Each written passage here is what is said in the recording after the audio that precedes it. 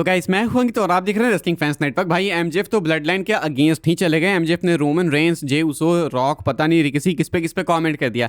Actually एमजेफ का match होने वाला है अगेंस्ट जिला फाटू एंड ये होने वाला है एचओजी रेसलिंग में बहुत ही जल्दी। इस मैच से पहले जिला फाटू के ऊपर प्रोमो कट करते हुए भाई एमजेफ ने छिल के रख दी समोन फैमिली की। लाइक वी ऑल नो कि एमजेफ कैरेक्टर में कुछ भी बोलते हैं, वहाँ पे कोई लिमिट नहीं है, आप कोई लिमिट एमजेफ पे नहीं लगा सकते। एमजेफ बात करते हुए भाई कहते हैं जिला फाटू को कि जब मैं तुम्हें हराऊंगा तो तुम्हारे जो अंकल है रिक्सी फिर से अपने पॉडकास्ट पे जाके रोएगा। इस तरीके से हराऊंगा कि तुम्हारा जो जे उसो कजन है या भाई है जो भी है वो यीट करना भूल जाएगा। कहते हैं कि रोमन रेंस एंड रॉक के लेवल पे तू जानना चाहता है, कभी जा नहीं पाएगा। दूसरी बात, हाँ मैं जानता हूँ कि यहाँ तक तू आया बिकॉज तू एक समोन नेपो बेबी बैक बिच है, ऐसा कहते हैं एमजेफ। यानी कि समोन फैमिली को नेपोटिज्म के लिए अक्यूज करते हैं कि रोमन रेंस रॉक के दम पे तो तू यहाँ आ गया। जिला फाटू की बेइज्जती मारते हुए भाई इन्होंने रोमन रेंस, रॉक, रिक्सी, जे उसो पता नहीं किसको किसको मेंशन कर दिया। एंड एमजेफ ने भयंकर एक वायरल प्रोमो दिया। आपको ये देखना है ना तो आप ट्विटर पे जा सकते हो, ट्विटर पे देख सकते हो। एमजेफ के प्रोमोज हमेशा कमाल के होते हैं एंड बहुत ही कम होता है कि वो डब्ल्यूडब्ल्यू सुपरस्टार्स पे ऐसे शॉट्स ले बिल्कुल ओपनली आके।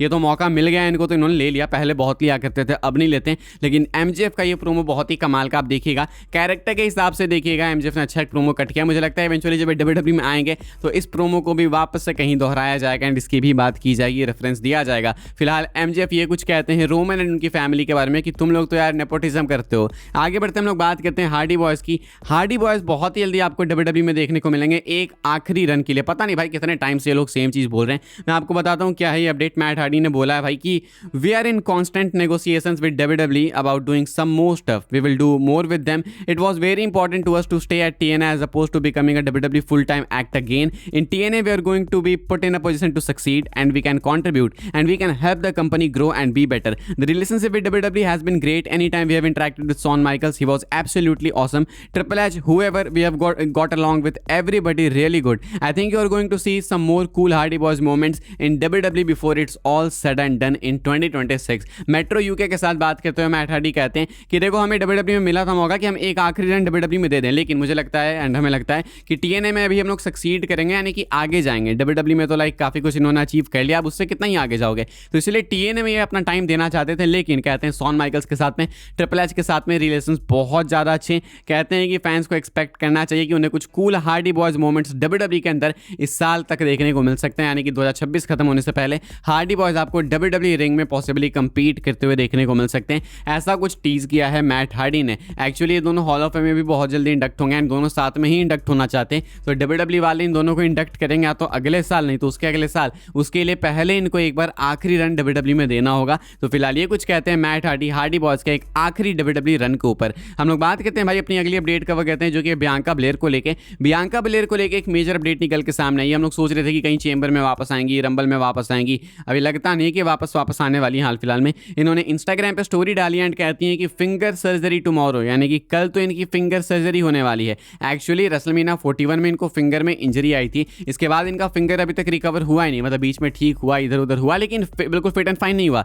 अब जो है इनकी फिंगर सर्जरी है, कल जाके सर्जरी होगी, उसके बाद फिर से इनको टाइम लगेगा रिकवरी में, तब जाके कुछ वापस से फिर से ट्रेन करेंगे एंड उसके बाद जाके कुछ बात बनेगी तो ये WWE के अंदर वापस आएंगी। तो क्या रेसलमेनिया से पहले ये सब कुछ हो सकता है? Obviously the answer is no, ये पॉसिबल ही नहीं है।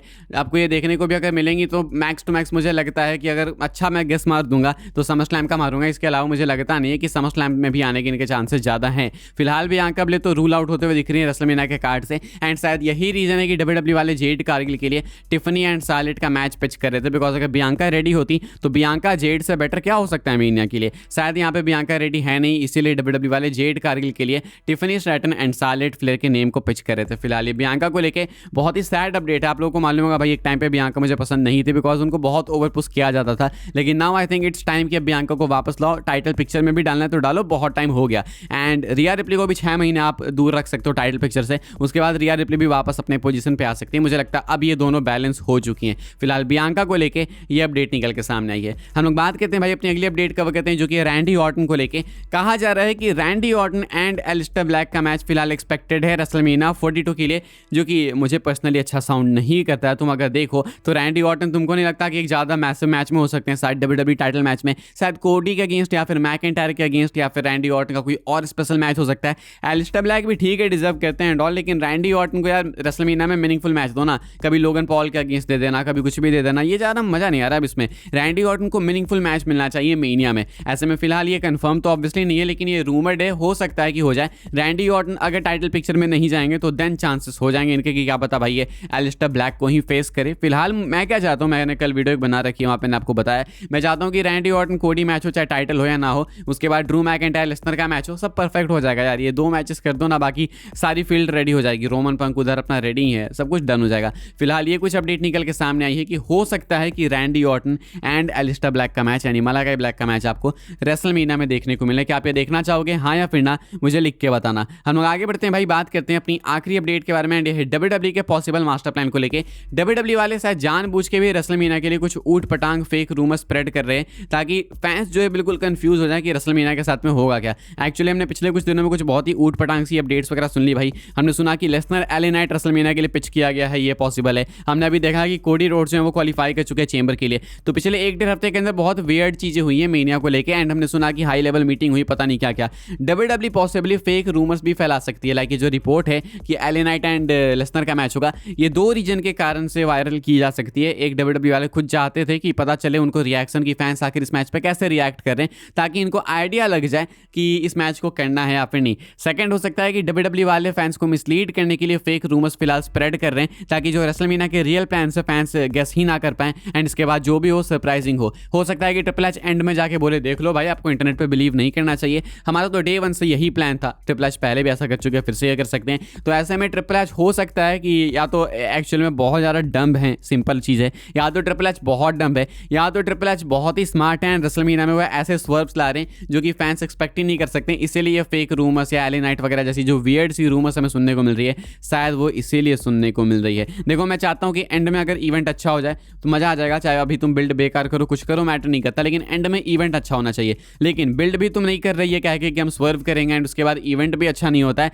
देन तो भाई वो फिर जो चांस लगते हैं बाल्डी के, विंस मैकमैन के, वो सब तो इन पे लगने चाहिए बिल्कुल। फिलहाल ऐसा भी हो सकता है, ये भी एक सिनेरियो है कि शायद ये जानबूझ के भी फेक रूमर स्प्रेड कर रहे हो। फिलहाल गाइस इस वाली वीडियो के लिए सारी अपडेट्स थी भाई। आई होप सबको इन्फॉर्मेशन मिले तो वीडियो को लाइक कीजिएगा, शेयर कीजिएगा एंड सब्सक्राइब कीजिएगा चैनल को, ताकि आने वाले टाइम के अंदर आपको और भी सी WWE के अपडेट्स वगैरह सबसे पहले देखने को जानने को मिलते रहे। फॉलो कर सकते हैं आप लोग मुझे इंस्टाग्राम एंड ट्विटर पर, लिंक आपको मिलेगा डिस्क्रिप्शन में। ज्वाइन कर सकते हैं व्हाट्सएप चैनल को, उसके भी लिंक है डिस्क्रिप्शन में। मिलूंगा मैं आपसे अगली वीडियो में जल्द ही, तब तक के लिए goodbye, thanks for watching.